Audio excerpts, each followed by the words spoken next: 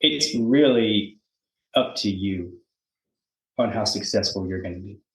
And we hear that a lot, but it's true. And I think that because of the access of information now that we have, I think that, think about this. In my pocket is a computer that can tell me what's going on in China at any moment.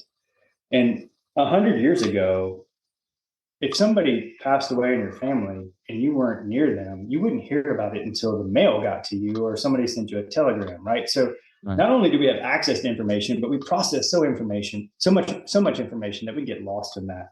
And we forget that we are in control of our own success. And so, the words of wisdom are surround yourself with great people who believe in you. And they're going to tell you great things about you, and you're going to tell them great things about themselves, and then believe it and move in it.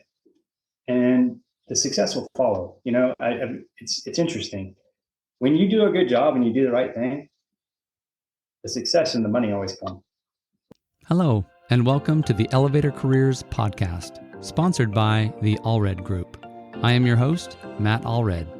In this podcast, we talk to the people whose lives and careers are dedicated to the vertical transportation industry to inform and share lessons learned, building upon the foundation of those who have gone before to inspire the next generation of elevator careers. Today, our guest is Michael Caputa, Regional Vice President with Blackstone Elevator Consulting in Florida. Michael started his career with Thyssenkrupp Elevator as an account manager in Atlanta and has grown in several different roles and companies. Michael is an endurance athlete and has proven over and over the power of the mind over matter.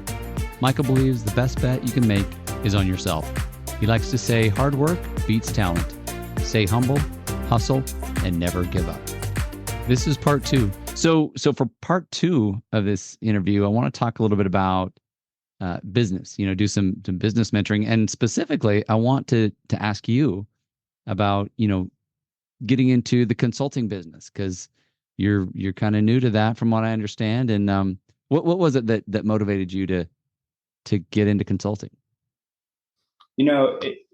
Being in the industry now, I guess coming up on 16 years, I have seen I've experienced so much.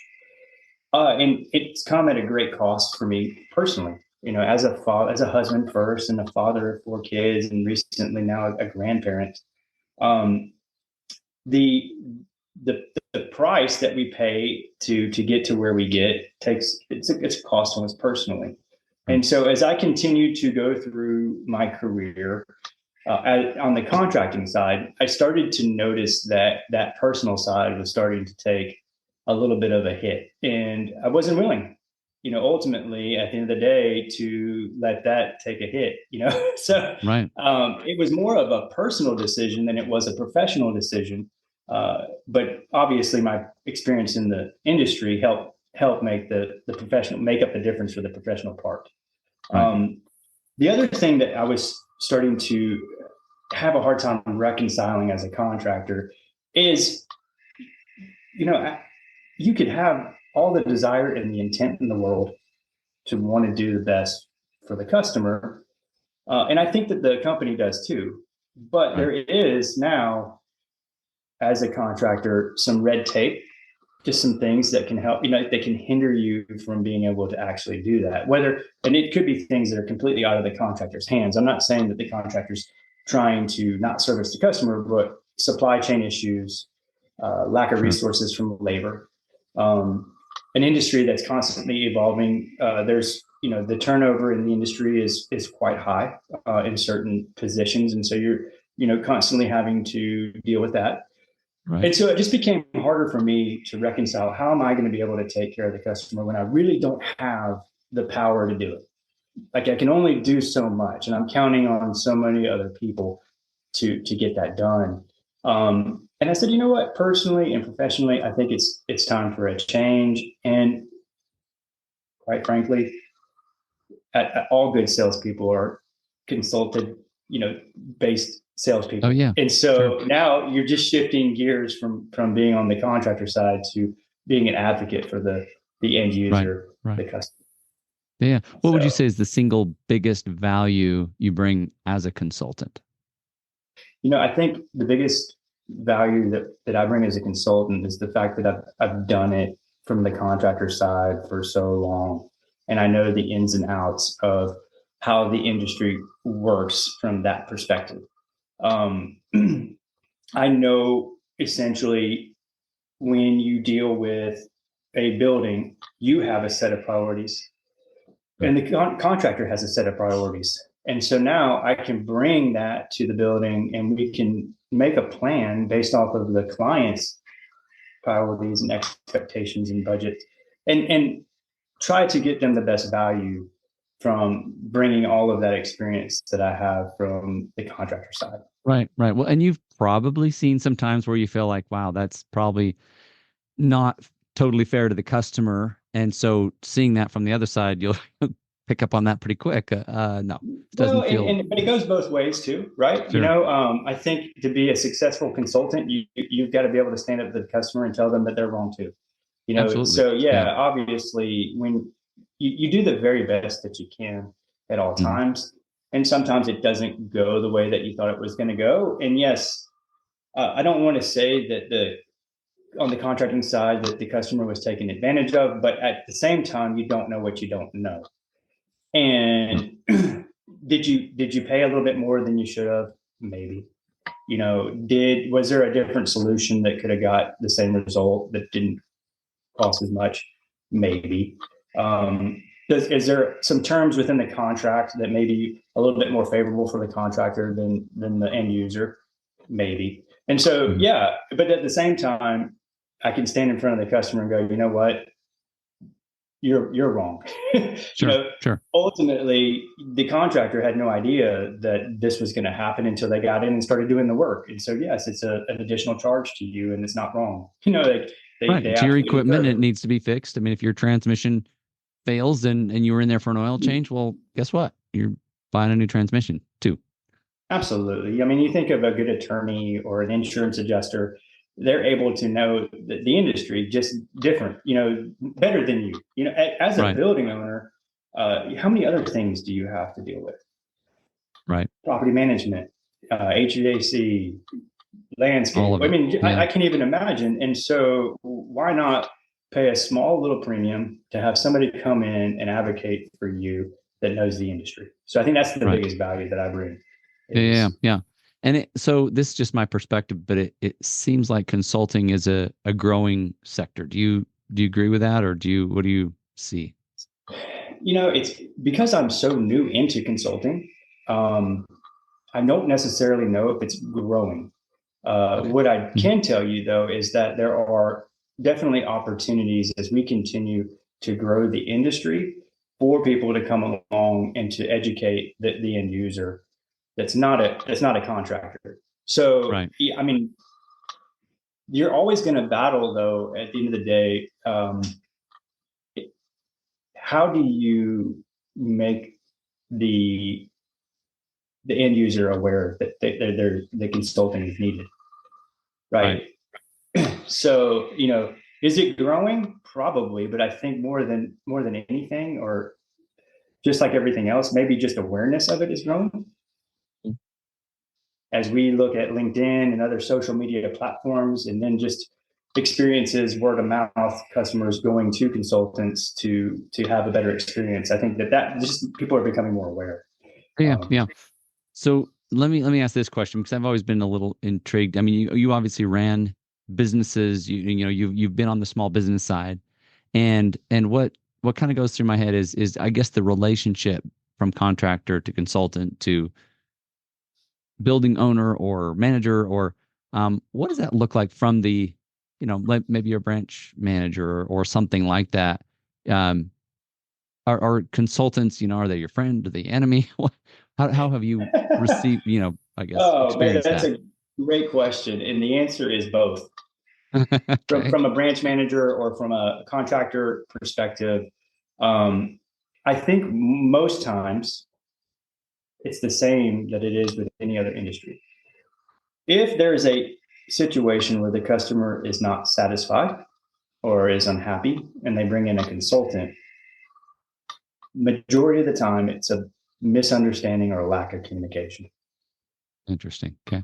And so from a contractor side, you get a little bit anxious about a consultant coming on board because we've all been, as contractors, subjected to consultants that were just so pro customer that you really felt like you couldn't win. And that's not my objective, or the objective of Blackstone is not that. Sure. Right. Our objective is to mend relationships. As a contractor, especially with the major elevator companies now, account managers have hundreds, if not thousands, of elevators that they are responsible for. Sure. And to say that you're getting out to see all of these customers, it's impossible. Sure. But when a consultant comes on board, if I'm a contractor, I'm a branch manager now, I'm starting to say, you know what, we have an opportunity. Let's make the most of the opportunity. Let's mend the relationship. Let's fix what the problems are. And we can continue to keep that relationship moving forward, right? The consultant can actually help with that process. Oh, absolutely. And so as a contractor, I would just remind them that it's not a bad thing, ultimately to have somebody come in to help the business. And the sooner that we all get in partnership, the smoother that whole process is going to go. Right. Well, it's interesting to hear you say, it's a misunderstanding, or it's, there's, I guess, what are the, I don't know, I guess it depends on the size of the business, depends on a lot of things, how many customers you have. What are some things small businesses can do and or branches can do, those people in the branches to, I guess, to really keep the communication smooth? Yeah. There's really that's the biggest challenge for every organization. It's going to be communication. There's really no magic wand. I think ultimately the best thing that you can do is just look for signs of frustration, or, it doesn't take a rocket scientist to understand that if an elevator has been shut down for more than a couple of days and you haven't made the phone call to let the customer know, that should be, those are the things that the bad news you need to give 2 days ago. Yeah, exactly. And spending the effort to get the information right. We live in an age where we're so used to the information coming to us, right, that it's really hard for us, or it's difficult to get information sometimes, or we think it is. But spend the extra effort to figure out those different metrics that your KPIs are for your company, and you could probably mitigate a vast majority of customer concerns by just putting in the extra effort to understand them and find out what they are. Because, like I had said earlier, the technology's there. Yeah. So let's dig into that just a little bit. What would that look like? I mean, is that maybe I'm the account rep driving across town and actually visiting the elevator, visiting the customer? Is it more about calling the mechanics, or I'm just curious. What does that look like? Yeah, I wish it was a cookie cutter, scenario where, but now, because of where we are in the 21st century, I think that your plan is you start off the day saying, I'm going to take care of the customer no matter what it takes. That's my plan. And so how do you execute that plan? Well, yeah, I want to be in front of their face, but it may not always work out that way. And if it's at very least a phone call, emails are so impersonal. I would never suggest delivering bad news via email. But if you can't get there face to face, you can make the phone call. But it doesn't mean that you can't rely on the mechanic, right? If you have a great relationship with the mechanic usually has a great relationship with the customer. And if you can leverage that as an opportunity to have the mechanic assist you with that customer experience, then do it. Know your audience, know the situation, because it's so situational. And to say that I had the best advice to do all the time, you just have to really you got to be mindful of what the situation is, and then what your resources are to engage. Yeah, you always engage. You have to engage. right, and it'll be different every time, it sounds like. But if you're, know your what you have, right? Who's on your team, because it's very much a team effort, right? Maybe you have a mechanic, maybe your service superintendent's got one of the most thankless jobs on the planet, And so just Sure. by taking 5 minutes a day, 15 minutes a day to check in with your superintendent, and maybe not even make it about work. Hey, Bob, how's the family doing? Hey, Right. when's that hunting trip coming up? Just to where you can connect, because guess what? When there's that relationship internally with the mechanic, the superintendent, the admins, they're going to be funneling you information just because they know that you are on their team. Right. Right. You gotta prove that you care, right? Care about them as individuals, care about the team, care about the customer. Hey, I want to know, right? If something's Yeah, broken, I want to be in it. I want to be in it. And honestly, I think when you look at the most successful people in our industry are the ones that love solving problems. Sure. Because that's what we do. When the elevator is running, it's supposed to. Sure. Right? So, broken elevator means you have an opportunity to solve a problem. So embrace it, figure it out. Yeah. Yeah. And to your point, communicate with all the All the stakeholders, people. and it'll go so much better than, it's not just a mechanical function that needs to be fixed, or electrical. It's the entire relationship, really. Yeah. And also too, when you think about it from a perspective, you put yourself in the customer's shoes. I know that's kind of cliche. What I've realized is that unless you're dealing with the building owner, and even with the building owner, but more times with the property manager or the chief engineer, they have bosses and Yeah. they have tenants, and they're getting asked questions. And when we, as a provider, don't give answers, it goes back to, hey, no news is still news, right? Right. Just give them answers so that they look like they're doing what they're supposed to do in front of the people that are counting on them. That's a good point. I hadn't really thought of that. But yeah, if you got upset tenants, I mean, I'm, doctor's office on the second floor. Hey, we're out of business because nobody can get up to our office. I mean, that's intense. And Right. yeah, if you're the the building manager and you've got no answers. Yeah, it's a scary feeling, right? It's a Yeah. hopeless feeling. And I mean, you don't have, and then the other thing too is a lot of times I saw where people didn't want to engage because they didn't have a really good answer, or they didn't have all the answers. Right. But I don't think the customer wants you to have it solved immediately. I mean, they may want that, but they'll accept you giving them bits and pieces. Sure. What you What you can't have is do, better than giving them nothing. exactly. What you can't do is manipulate it or stretch it, or tell a white lie, because those things always come out. I Oh, it's used going to to blow work up with a in your guy. face when you say, "Oh yeah, tomorrow morning we'll be there. We got 2 crews showing up and and then they don't show." Right.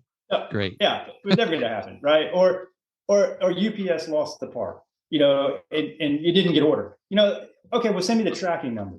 Oh, yeah. So just, it's a lot better to say, I didn't order the part, but I'm going to order it overnight. We'll have it tomorrow. It's my fault. I'm sorry. Very sorry. Very sorry. So I think that's the approach when you think about being successful. Right. Yeah. And yeah, it's a lot to think about, but obviously you've been at it long enough that you see all those pieces and all those parts. So that's very cool. Um, so one of the things I wanted to well, just curious, as you look at the industry, the changes, and we've talked a little bit about that. What would you see? What are some of the trends you see over the next 5-10 years that could change some of the dynamics? I think that we still are trying to figure out our way out of the pandemic.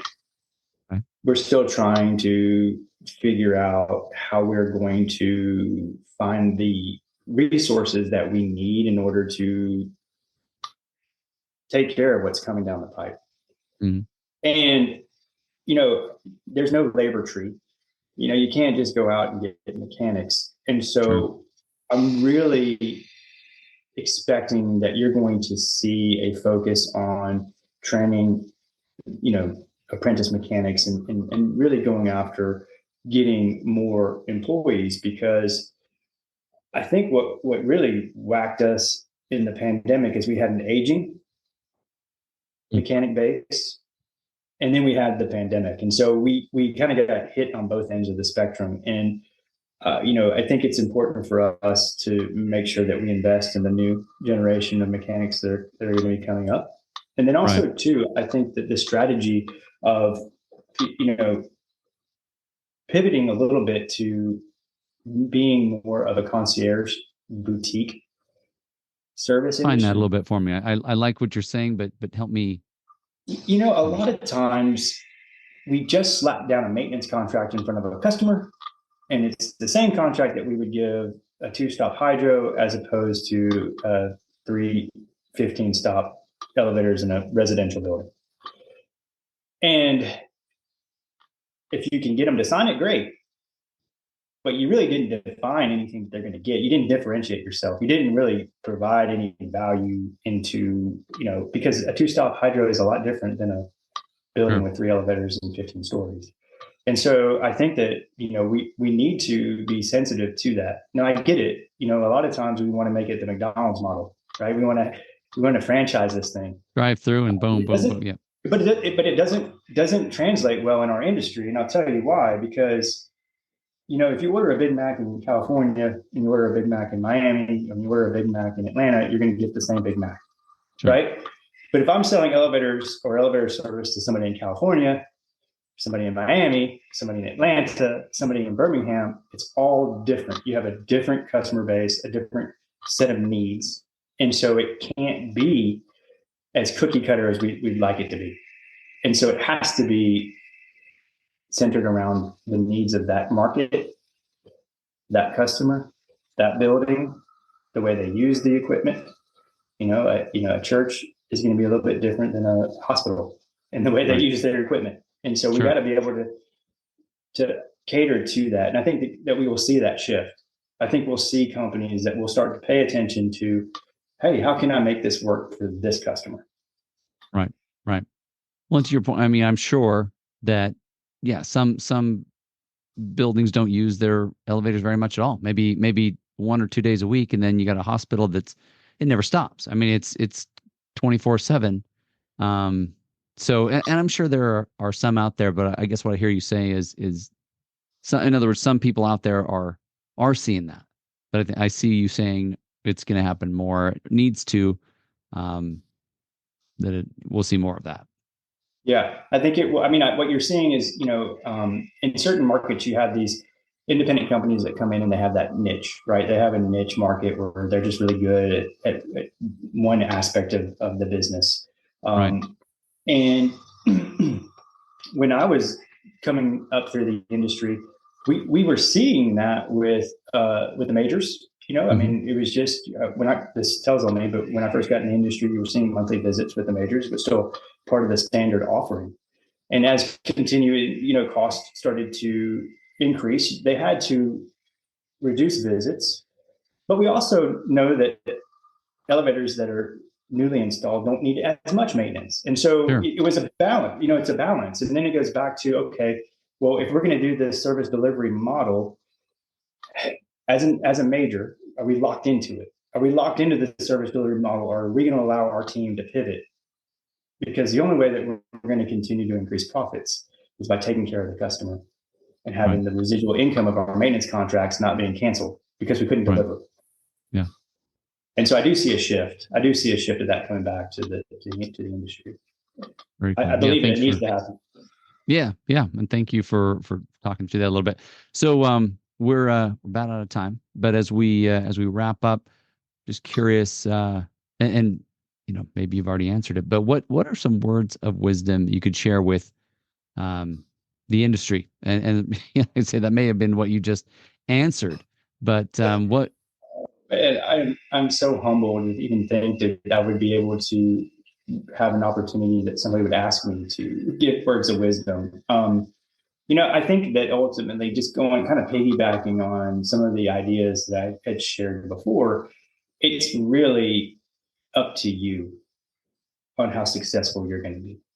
And we hear that a lot, but it's true. And I think that because of the access of information now that we have, I think that, think about this.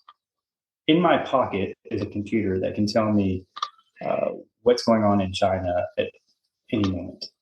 And 100 years ago, if somebody passed away in your family and you weren't near them, you wouldn't hear about it until the mail got to you or somebody sent you a telegram, right? So not only do we have access to information, but we process so much information that we get lost in that. And we forget that we are in control of our own success. And so, the words of wisdom are surround yourself with great people who believe in you, and they're going to tell you great things about you, and you're going to tell them great things about themselves, and then believe it and move in it. And the success will follow. It's interesting. When you do a good job and you do the right thing, the success and the money always come. So, absolutely. Thank you. My humble words of wisdom.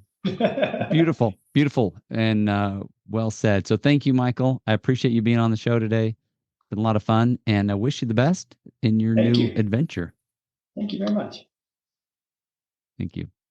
Thank you for listening to the Elevator Careers Podcast, sponsored by the Allred Group, a leader in elevator industry recruiting. You can check us out online at elevatorcareers.net. Please subscribe, and until next time, stay safe.